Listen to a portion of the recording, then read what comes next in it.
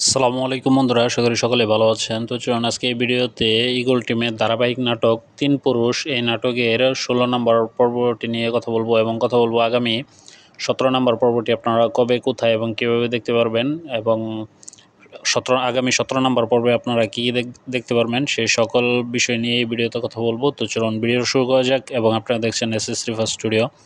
তো ভিডিওর শুরুতে কথা বলি যে এই 16 নাম্বার পর্বে কিন্তু আমরা ছোট যে বিষয়গুলো আমরা দেখতে পেয়েছিলাম, মানে শহরের মধ্যে যে ঘটনাগুলো ঘটছিল এবং সেই ঘটনা এবং গ্রামের ঘটনা, তো এই দুটির মধ্যে যে একটি ছিল, মানে যে লিঙ্কটা ছিল, মানে সংযোগটা ছিল, সেটি আমরা আসলে এই 16 পর্ব পর্যন্ত এসে খুঁজে পাচ্ছিলাম না, কিন্তু সেই আমরা এই 16 পর্বে এসে খুঁজে পাই।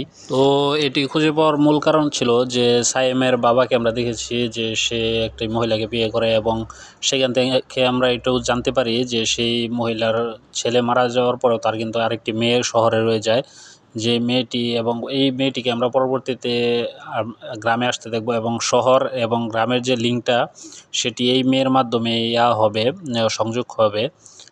তো আশা করি যে আগামী পর্বে আমরা এই বিষয়গুলো আমরা আরও ভালো করে দেখতে পারবো। তো চলুন এখন কথা বলি যে আগামী 17 নম্বর পর্বে আপনারা কি দেখতে পারবেন সেই বিষয়টি নিয়ে এখন কথা বলি। তো আগামী 17 নম্বর পর্বে আমরা দেখতে পারবো যে সাইমের নতুন মায়ের যে মেয়ে ছিল, মানে যার বাচ্চা বিক্রি করার কথা ছিল, তো তাকে আমরা গ্রামে চলে আসতে দেখতে পারবো এবং তার সাথে ইফতেখার দেখা হবে এবং সেইখানে তাদের মধ্যে কথাবার্তা হবে, যেটির সূত্র ধরে মূলত শহর এবং গ্রামের এই একটি, মানে যে আগামী পর্ব বা আগামী যে যতগুলো পর্ব আসছে সেই পর্বগুলোর যে গল্পের হবে সেটি এর মাধ্যমে চলবে এবং আরও আমরা আগামী পর্বে আরও অনেক কিছুই দেখতে পারবো।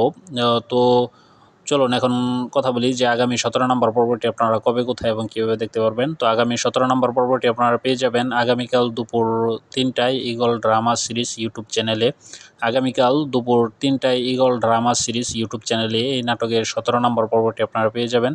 তো এই ভিডিওটি এখানে শেষ করতে চলেছি। যদি ভিডিওটি আপনাদের কাছে ভালো লেগে থাকে অবশ্যই ভিডিওতে একটি লাইক দিবেন এবং চ্যানেলে নতুন দর্শক হয়ে থাকলে অবশ্যই চ্যানেলটি সাবস্ক্রাইব করবেন। তো সকলে ভালো থাকবেন, সুস্থ থাকবেন, ধন্যবাদ, আল্লাহ হাফিজ, আসসালামু আলাইকুম।